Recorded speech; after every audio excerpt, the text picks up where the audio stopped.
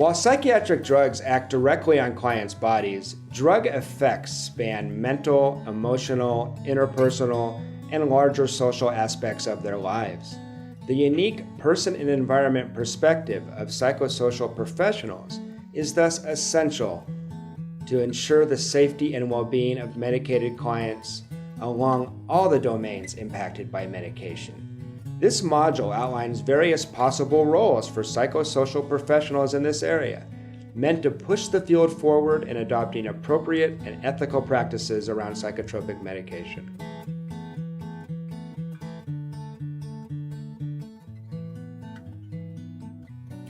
The following roles and activities are not mutually exclusive. All of them overlap. Take some time to visualize which ones you are actually doing now and which others you might bring into your practice. Until recently, the vast majority of psychosocial helping professionals had been relegated to the role of physician's assistant. As this whole course has been documenting, current conditions require moving way beyond this role.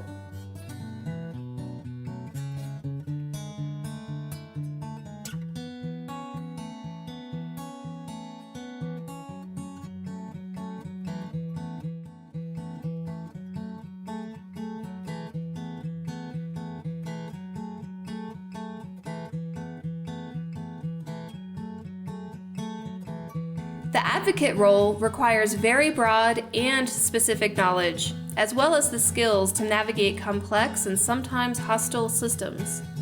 It is one of the most important and neglected roles today in mental health practice.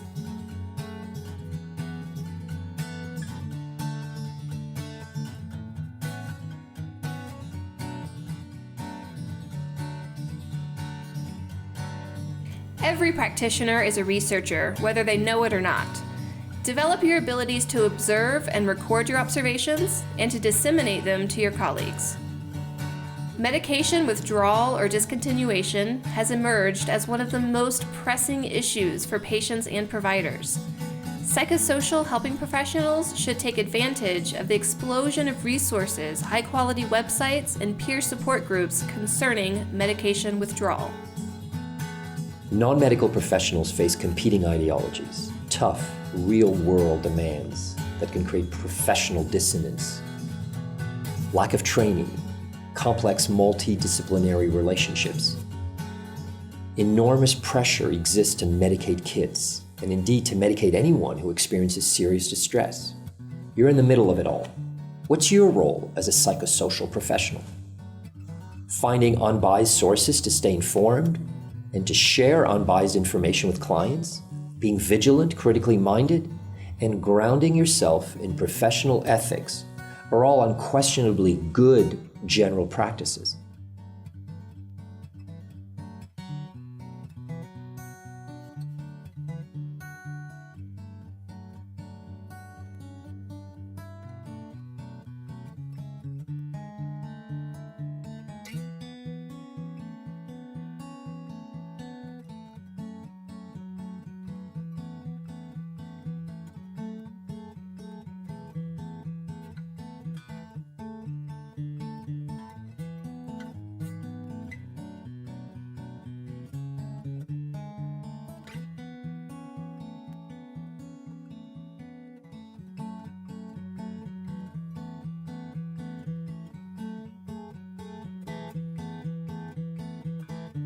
Professionals, parents, and clients are faced with a flood of conflicting information, advice, and demands regarding medications. There is no choice for professionals but to chart independent, evidence-based, critically informed stances and professional roles. The field is an evolution. Psychosocial professionals should lead this transformation.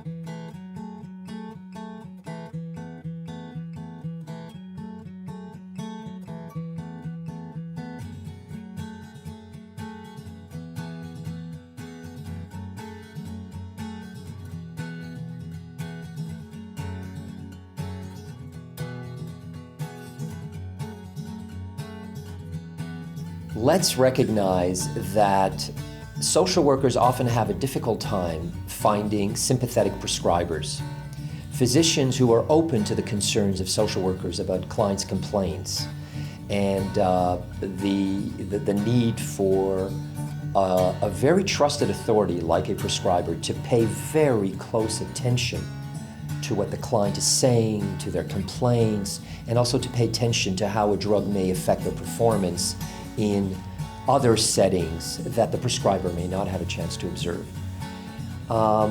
This is a difficult situation, and we're not sure exactly what the solutions to that are.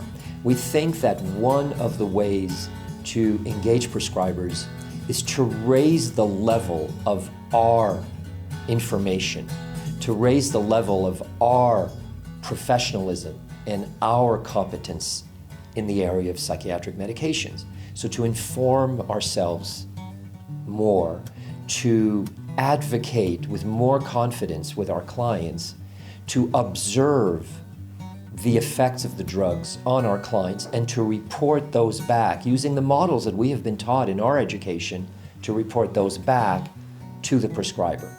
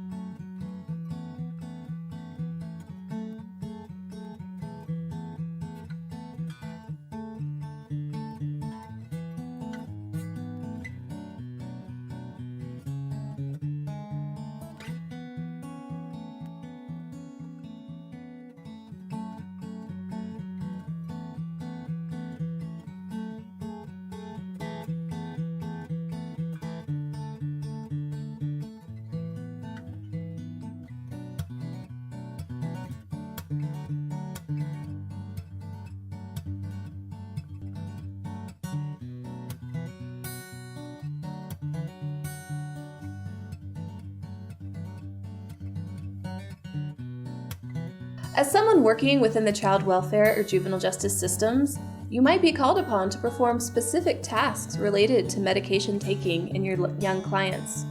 These too can be grounded in high ethical standards so that you are maximizing potential benefits and minimizing potential harms.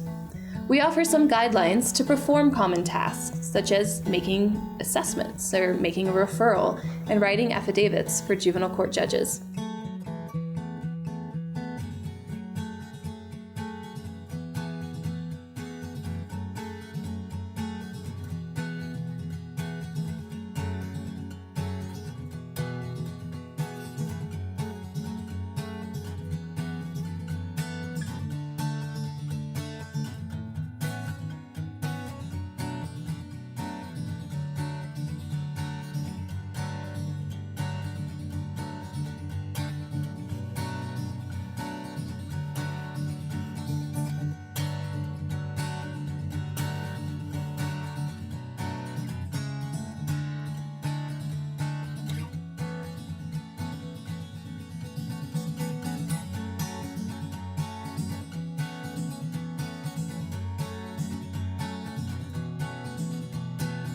Referring for medication requires much more than making a phone call. A quality referral requires these steps.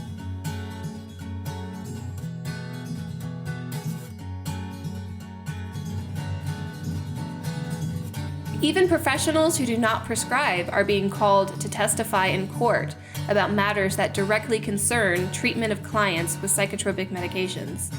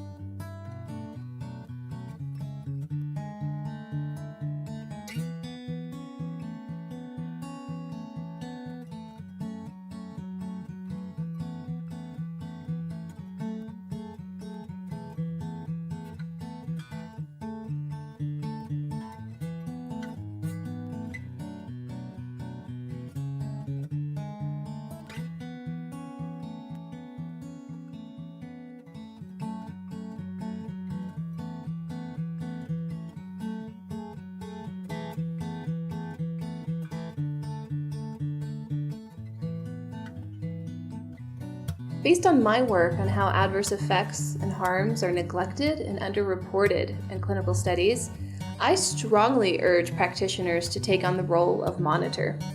Psychosocial professionals interact with clients in multiple settings, like in schools or in home environments. We have the opportunity to make observations that prescribers simply cannot do in short medication visits. This is extremely important because, as we saw in the Rebecca Riley case, for example, observations of children appearing sedated or acting strangely can be life-saving if we report them. Link the dots. If there's one thing you can do right now, establish baselines for all your clients so you can start tracking how the medications might be affecting them. It's likely that no one else is doing this. This might be our most important immediate practice contribution.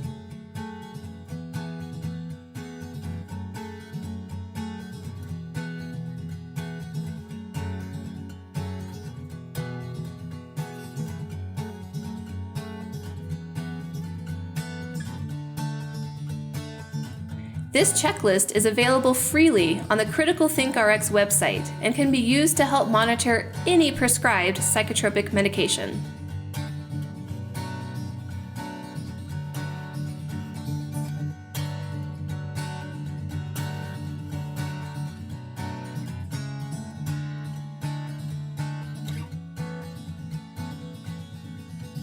We have recommended repeatedly that medication be avoided whenever possible due to its risk-to-benefit ratio. However, sometimes providers decide medication should be tried. If this is done, the following basic monitoring guidelines should be applied to maximize benefits and minimize adverse effects.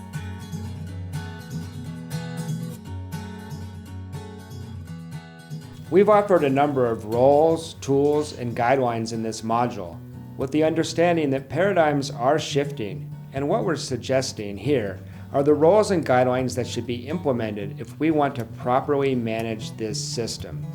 In other words, if we're going to adopt a fair, professional, competent attitude as paradigms are shifting, what we've outlined in this module is the kind of stuff you should be doing. Among the roles outlined here, David, what do you think is the most important for psychosocial professionals to be doing right now? Two things. Eliciting the client's experience by paying attention to and asking them about psychological, interpersonal, and social effects that almost nobody else is asking them about, and exploring those with the clients. Secondly, arriving at your own independent assessment of whether a medication is impairing or not a client's functioning. Those are my views. What do you think psychosocial professionals might urgently need to do? Clients often express a desire to see how they feel without taking medications. And there are many reasons why clients might want to stop taking or reduce their medications. When they're not supported in exploring this competently and open-mindedly, sometimes clients resort to unsafe practices, such as stopping the medications in a cold turkey manner. Easing clients off of medications is an urgent emerging role, and this involves many tasks: engaging clients openly about their feelings regarding taking medications, monitoring drugs' effects, advocating for clients who express a desire to come off of medications and referring them to sympathetic, open-minded prescribers, and helping clients prepare supports for safely reducing their drugs. I believe we'll see this role come to be an important one for practitioners to engage with thoughtfully and proactively. Psychosocial professionals, indeed all professionals, can also help by teaching youth and families generic skill sets for safely de-escalating outbursts and crises without use of medications. Let's go back to first principles. We can evaluate whether basic safety and emotional and instrumental needs of clients are met and what clients are trying to communicate to us and others. These are fundamental steps in any helping relationship, and they're necessary to decide on what to do, how to work with people.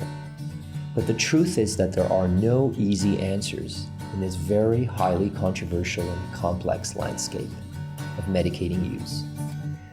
What we suggest is that practice can be advanced ethically and competently if we keep omnipresent this premise, which is first, do no harm, keeping it present regardless of the other ethical premises in which our collaborative work with clients is grounded.